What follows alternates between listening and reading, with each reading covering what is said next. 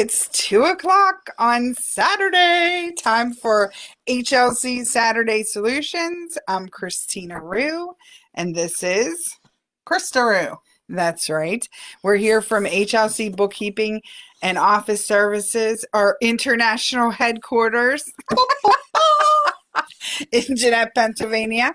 So we're here. We're going to talk. We're going to recap what we talked about last week, and then we're going to talk about. We hinted some things we were going to talk about this week. So then we'll get started with that. Remember, Saturday Solutions is only 10 to 15 minutes every Saturday at 2 o'clock. Helpful hints for business and life. All right.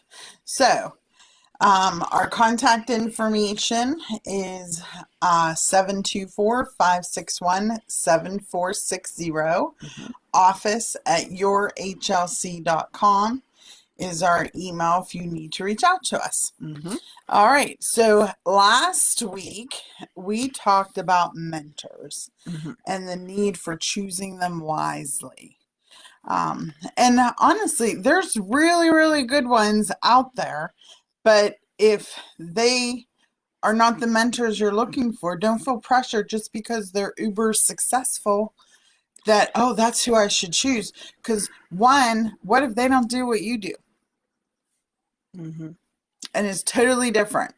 So they might not be a good fit. So be wise in your mentors. Yep. All right. The need for positivity. And for surrounding yourself with people who are speaking life into you. What are you watching? What are you listening to? What books are you reading? Make sure that it's things to elevate your soul, because we need to do that. Yep. And never underestimate the value of a hug. Yes. Hugging people you love is a wonderful thing. Correct. Positive, both sides. In today's day and age, though, ask first. You mean don't just go up and hug strangers? Yes.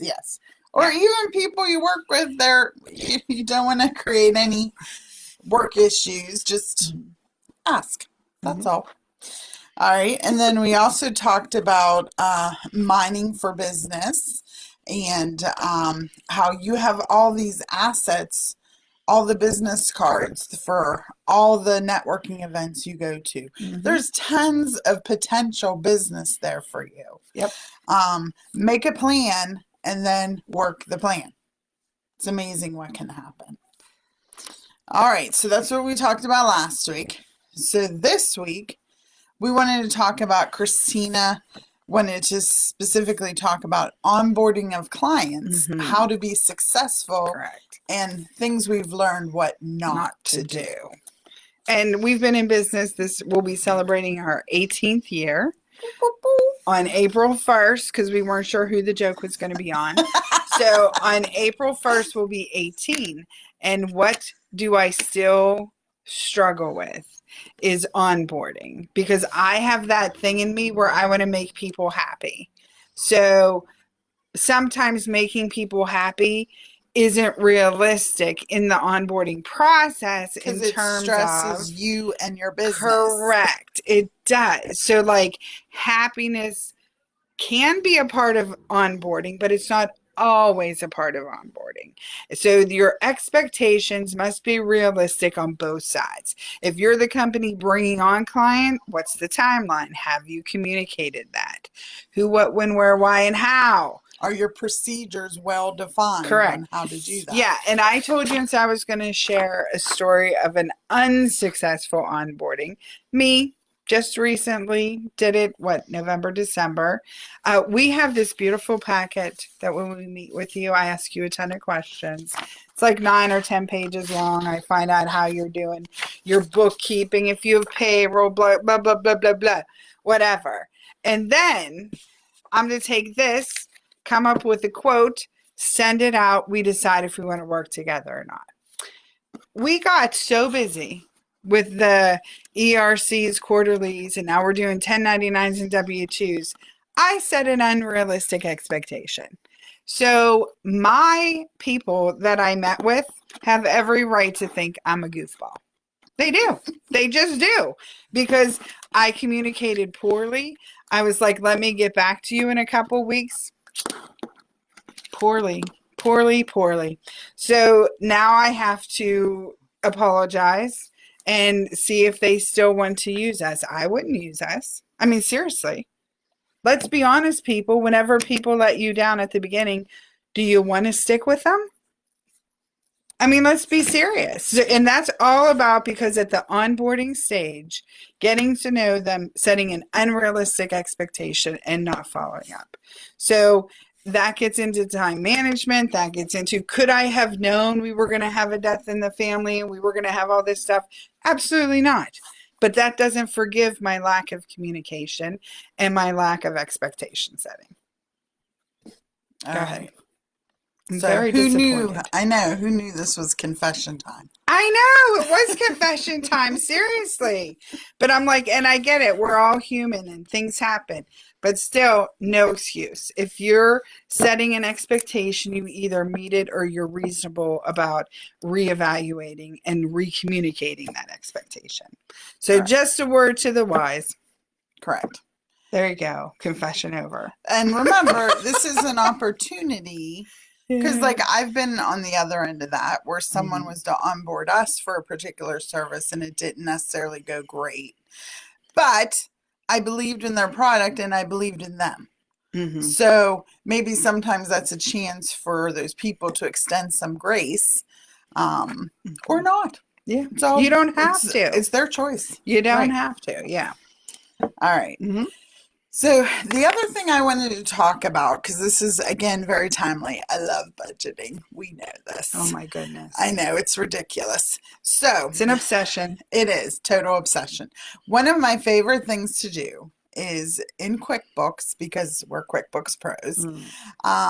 But if you have software, you want to see if they have something similar to this report. Correct. Especially if this is your first year in business, or if you're a new bookkeeper trying to help someone set a budget. This is very, very helpful. If you go to reports, vendors, payables, transaction list by vendor, change the date for the dates you want to do the budget for, if it's quarterly, monthly, whatever. Right. But you have to be looking at previous data. Yes, previous data. So usually what I do, I look at, if it's brand new to me and they've been in business a while, I look at least at 3 years. But again, if this is your first year, you just look at the previous year. Well, you can't if it's your first year. You're done with your first full year. Yeah. Of course. All right. So you change the dates, you export it to Excel, and then you analyze.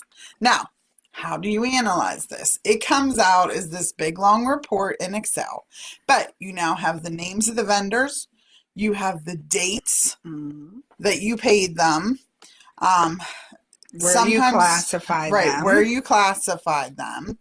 So what I do is I switch it from the portrait view to landscape.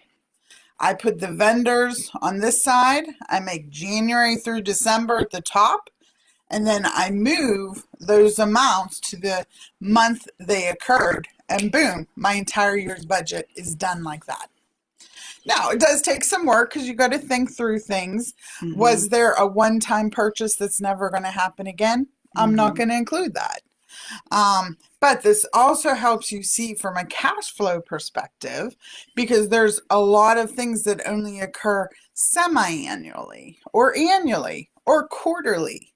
So that lets you know at the bottom, when you're totaling that whole month, you can see that variation that happens and you can plan accordingly. So this is an excellent tool to get you started on the budgeting process. And since it's 1099 time, this is a great tool to let you see, hey, who's had more than $600 that provided a service to me, or I rented from, and I need to get a W-9 out in the mail because they're due on January 31st to those people. Yep. And we talked about the specifics of 1099s in previous episodes, if you want to go ahead and check those out. Right. So once you have figured out who you need to send those W-9s to, Monday, send them with a note that, hey, I need this by Friday because I'm mailing on Monday, the following Monday. And as soon as you get that W-9 information in QuickBooks, you can put their EIN or social security number in the proper place in vendors, and it'll print those 1099s right out for you. Yep. So that was just our helpful little bookkeeping tip for today. Yep. All right. Oh, What's number 3? again, budget, budget, budget. Oh, Lord. I love budgeting, especially January. This is when you need to do it, people. No, October's when you need to do it. If But you're if last you're late, minute, at least this do is it when here. you have to do it. Yes. Yeah. So what you're going to do is one of the big variables right now, especially, is utilities. You need to start looking into, there's so many different companies out there who provide different plans for, what are they called? The distribution side. Yeah. Of the utilities. You have to research it, try to get it locked in so that you have some stabilization, because from what we've heard, it's just going to continue to go up. So we partner with ACN, which partners with Zoom Energy, that we look at on a monthly basis, because these things change monthly.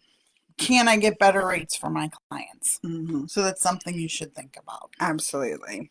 And like, we are always looking for business partners in doing that. So if that's something you're interested in doing, every Friday between 5 to 7, you can set up an appointment and we'll talk to you about starting your own business and working with us, partnering with ACN.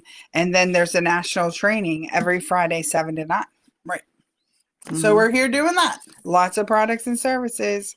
It's a great way to, that's how we get the low cost employee benefits with the ID seal. I said it wrong. Yeah, that's okay. I stumbled over it. Yeah. Stumbles. Yeah. So there's many different things you can do to help mitigate your budgeting process. You just kind of have to look around for it. That's right. Absolutely. All right, so those were our 3 tips. Those were the today. talking points. Yeah. We're at 12:27, between 10 to 15 minutes. We did it. We were almost over last week because we talked way too much. So close. Way too much. Yeah. So again, 724-561-7460 if you have any questions. HLCbookkeeping.com is our website, which we're meeting next week, and that'll be all updated, hopefully, launching a new February. one. And then if you need to email us, office@yourhlc.com. Correct. Yep. Do we have any questions? I'm not sure. I can't remember any offhand. I don't remember. We did have something about with subcontractor vendors, if you can pay them direct deposit. And if you have a QuickBooks payroll service with online, you can pay your subcontractors. And you can do that with ADP as well as Paychex. They have a subcontractor option. But you got to watch pricing on those, because those can get a little pricey. Right. So you want to make sure, number one, you don't have to pay for the subcontractor all 12 months. It's just in the month that you would use them. Right. That's something to look for, because that can be pricey. And then basically you set them up where you get all their direct deposit information, just like you did with the employees. You got their bank and they fill out a form and all that other fun stuff. All right. So that's a freebie tip right there. Freebie tip. Yeah. Bonus, bonus, bonus. All right. Well, that's all I have for you guys today. We look forward to talking to you next week. Be sure to send in your questions, because we're more than happy to answer them. Absolutely. All right. That's all I have. Bye-bye. Have a great day. I'm trying to find the little thing to click to end the video. We'll pause. Slow motion. Bye.